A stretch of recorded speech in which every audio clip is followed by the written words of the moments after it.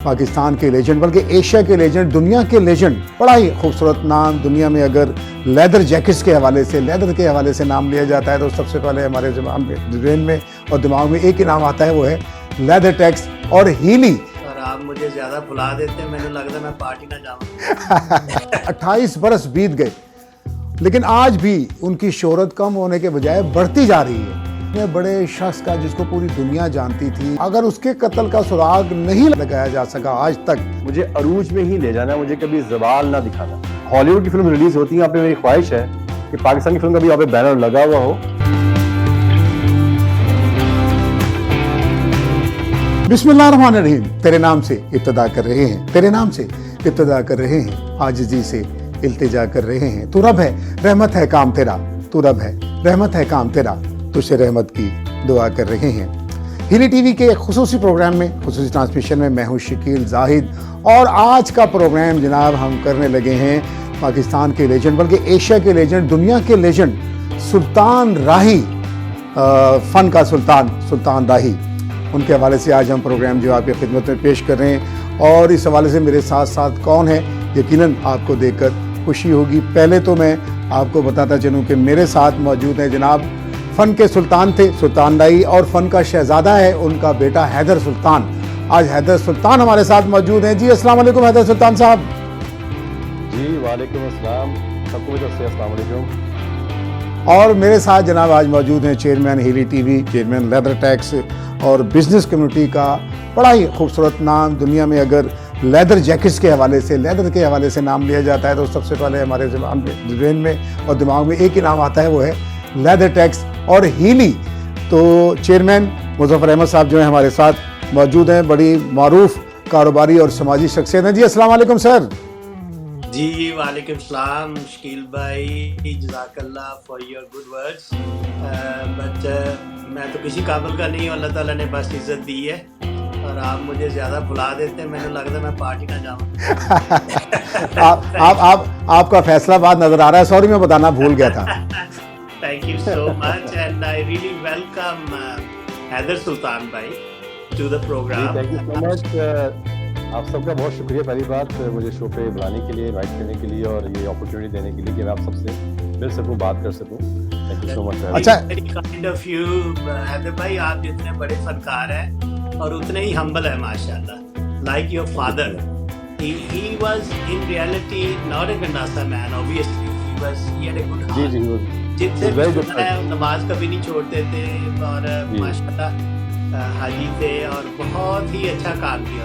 जितना काम उन्होंने कर चुके हैं उनके लिए अल्फाज ही नहीं है हमारे पास कि उनकी तारीफ कर सकें। बहुत शुक्रिया। जी हैदर भाई आपसे, आमीन आमीन। हैदर भाई आपसे क्योंकि बहुत से लोग जानना चाहते हैं आपके बारे में भी और फ़न के सुल्तान राही के बारे में भी कि 28 बरस बीत गए लेकिन आज भी उनकी शोहरत कम होने के बजाय बढ़ती जा रही है। मैं देखता हूँ कि जब वो आपके घर में वो बरसी का एहतमाम होता है तो सैकड़ों लोग, आप किसी को इनवाइट नहीं करते, सैकड़ों लोग जो है वहाँ आते हैं। मैं एक बात मेरे ज़हन में सबसे पहले मैं ये करना चाहूँगा, सॉरी क्योंकि 28 बरस बीत गए, एक फ़न का सुल्तान पूरी दुनिया में जिसने नाम पैदा किया, Guinness book of world record में उनका नाम लिखा गया, मादाम तसाओ का जो वहाँ पर उनका मुजस्समा जो है बनाया गया, लेकिन उसके बावजूद क्या बात है कि आज तक उनके कातिल का पता नहीं लग सका। कुछ कहना चाहेंगे इस हवाले से हैदर? जी इट्स वेरी अनफॉर्चुनेट कि हमारे पाकिस्तान में कुछ चीज़ें प्रॉपर्ली हैंडल नहीं होती हैं और हम लोग पिछले 28 ईयर से इसकी खोज में लगे हुए हैं। देखिए बात ये है कि ये खाली हमारी फैमिली के लिए नहीं, जितने भी उनके परस्तार हैं पूरी दुनिया में हैं, वो जानना चाहते हैं कि ये असल में वजह क्या बनी, क्या हुआ। और हम भी यही चाहते हैं कि obviously he is not gonna come back, but at least एक पीस ऑफ माइंड मिल जाएगा कि यार कि क्या रीज़न बनी। बिकॉज इतना डाउन टू अर्थ, इतना नाइस पर्सन होने के बावजूद कोई ऐसा कुछ कर सकता है, ज़ेन मानता नहीं है। So either it was a incident, हादसा हुआ, या फिर कुछ और वजह थी। I have no idea, that's what we want to find out. अच्छा, उसमें एक और चीज़ हैदर भाई, sorry, I would add on के अल्लाह ताला ने उनका वक्त चुना हुआ था और ये हादसा लग रहा है। अच्छा, ऐसा है कि उसमें चेयरमैन साहब उसमें कुछ ह्यूमर्स भी चले, उसमें पता लगा उसमें जो साबिक प्रेसिडेंट है पाकिस्तान के, उनका नाम भी लिया गया, आसिफ अली जरदारी का। कहीं कहीं बहुत सी इस हवाले से जो है ह्यूमर चलते रहे हैं, तो उस हवाले से क्या हकीकत थी हैदर भाई? बात को थोड़ा सा कहना चाहूँगा इस हवाले से कि हमारा जो है ये उस टाइम में बहुत सी रूमर्स, बहुत सी बातें उठी, ऐसी चीज़ें वगैरह हुई जो नहीं होनी चाहिए थी। मेरे ख्याल से ये एक बस उस टाइम का आप ये समझ लें कि अबू जी खाली वहाँ पे गए थे, वीज़ा के लिए गए थे, और जब वापस आए थे रस्ते में ये हादसा हुआ जो बात अभी कही है।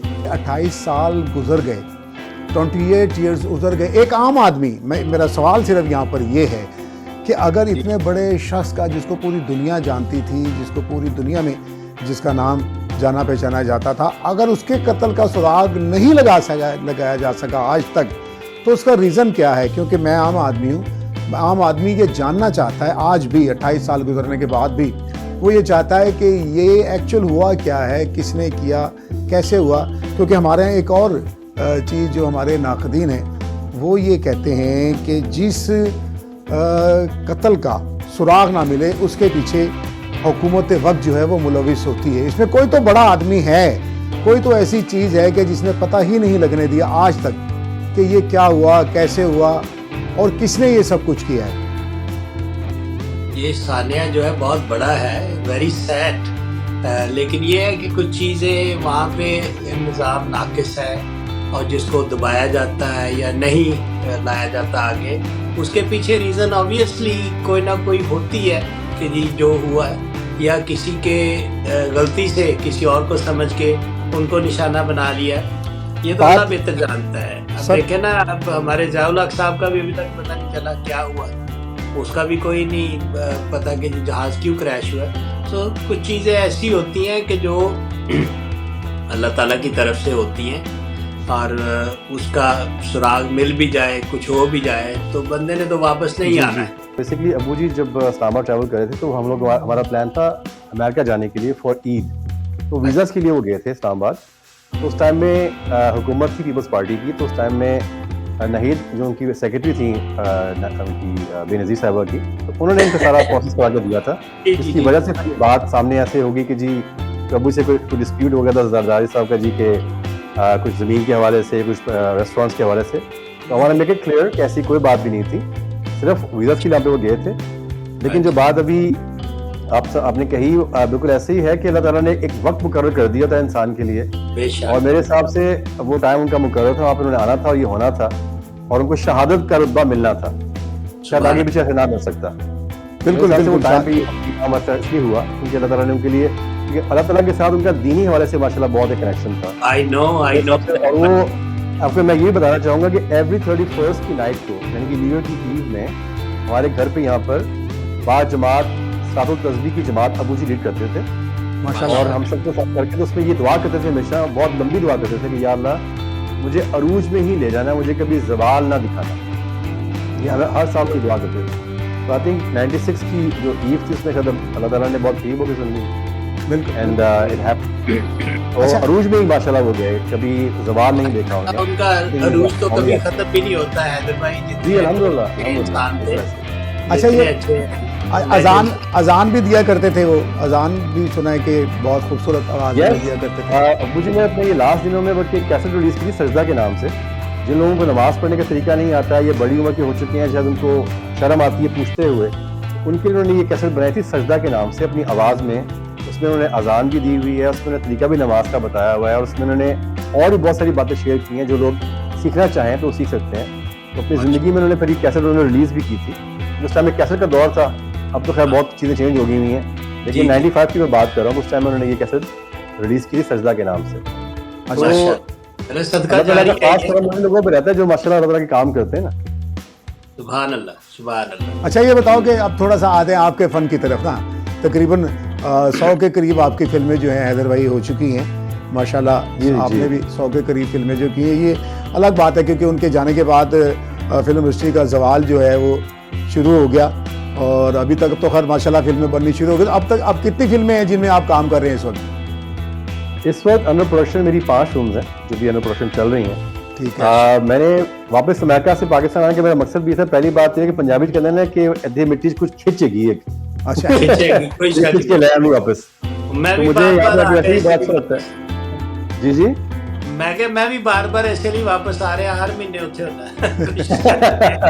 ਤੁਸੀਂ याद किया ਤੁਸੀਂ मिलना सानू आके जनाब इंशाल्लाह बहुत welcome। इंशाल्लाह। अच्छा, आपने अमेरिका से कोई प्रोडक्शन के हवाले से भी तालीम हासिल की है, कुछ इस हवाले से पता लगा? मैंने प्रोडक्शन के हवाले से नहीं, मैंने एक्चुअली वहाँ पर एक्टिंग स्कूल ज्वाइन किया हुआ था। अच्छा। तो मैंने वहाँ पे एक्टिंग प्रॉपर्ली सीखी और फिर मैंने वहाँ पे डायरेक्शन भी मैंने सीखी।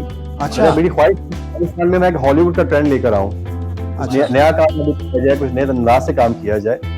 तो अबू जी के इस हादसे के बाद फिर मैं चला गया था वापस अमेरिका। बीच में काफी लंबा गैप रहा मेरा, इसकी वजह से मेरी कि सेंचुरी मेरी अब जाके मुकम्मल होने वाली, शायद बहुत पहले हो चुकी होती अगर मैं पाकिस्तान में रहता। लेकिन नाउ आई एम बैक और मेरी कोशिश यही है, क्योंकि बहुत कुछ चेंज हो चुका है, बहुत से फॉर्मेट चेंज हो चुके हैं। अल्हम्दुलिल्लाह we have a international platform now.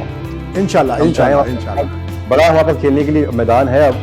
तो मेरी कोशिश ये है कि मैं अब एज अ डायरेक्टर भी स्टेप इन करूँ इंशाल्लाह ताला, और एज एक्टर तो काम कर ही रहा हूँ, ताकि हमारी फिल्म जहाँ पर हॉलीवुड की फिल्म रिलीज होती है, यहाँ पे मेरी ख्वाहिश है कि पाकिस्तानी फिल्म का भी यहाँ पे बैनर लगा हुआ हो, कंटेंट ऐसा दें कि लोग उसके लिए आएं। कंटेंट अच्छा तो इंशाल्लाह मेरी कोशिश तो मेरी ये है। अच्छा, otherwise never too late, never too late. जी जी जी, बिल्कुल ऐसी है, बिल्कुल ऐसी है। ये कि अगर आप जो लेके आना चाह रहे हैं ना यहाँ पे technology, this is the only thing we are lacking, technology, nothing else. Talent तो ऑलरेडी पाकिस्तान में बहुत है माशाल्लाह। जी अल्हम्दुलिल्लाह, अल्हम्दुलिल्लाह ऐसे ही है, बिल्कुल ऐसी है। लेकिन अगर आप इसको वो उस लेवल पे ले जाएंगे तो हॉलीवुड बॉलीवुड का जो चल रहा है काम, तो it will be a new era. जी बिल्कुल इंशाल्लाह, बिल्कुल कोशिश भी मेरी यही है, बिकॉज वो तो बहुत टाइम से ये गेम खेल रहे हैं, they understand the market now. हमें अब जाके थोड़ा सा टेक्नोलॉजी को अंडरस्टैंड करके हमें ऐसा करना पड़ेगा। If you want to compete with Hollywood और एनी अदर कंट्री, हमें सब कम्पीट करने के लिए हमें अपने आप को अपग्रेड करना पड़ेगा चीज़ों को लेके। और मेरे पास जो भी लोग आते हैं फिल्म की बात करने के लिए, मैं हमेशा उनसे यही कहता हूँ कि यार आप लोग कोई ऐसे सब्जेक्ट पे काम करें जो पब्लिक को थोड़ा डिफरेंट मिले, फॉर्मेट थोड़ा सा नया लेकर आए। तो इंशाल्लाह कोशिश में तो लगे हुए हैं कि यार कुछ चेंज किया जाए इंशाल्लाह। आप हीली टीवी आपके साथ है, और यहाँ हमारे मियां तारिक साहब हैं ग्राफिक मीडिया वाले, उन्होंने भी मुझे भी बताया, उन्होंने कहा जी उनसे कहें कि टेक्निकल का जो सारा है हम यहाँ आपको देंगे, अगर आप पाकिस्तान के लिए काम करना चाहते हैं और यहाँ यूके आके काम करने चाहते हैं, तो हीली टीवी भी जो है आपके साथ है। आप लोग जो भाई हैं बाहर बैठे हुए हैं, आप लोग हमारे बाजू हैं। इंशाल्लाह ताला कभी भी हम कुछ करना चाहेंगे तो आप लोगों के साथ मिलकर करेंगे तो बहुत अच्छा हो जाएगा, और ऐसे मिलकर ही अच्छा काम हो सकता है। जी जी जी जी, together we are united. Single बंदे का कोई काम नहीं किसी चीज में भी हैदर भाई, और हमारी जो एक्सपर्टीज है आपके लिए हाजिर है तायाब।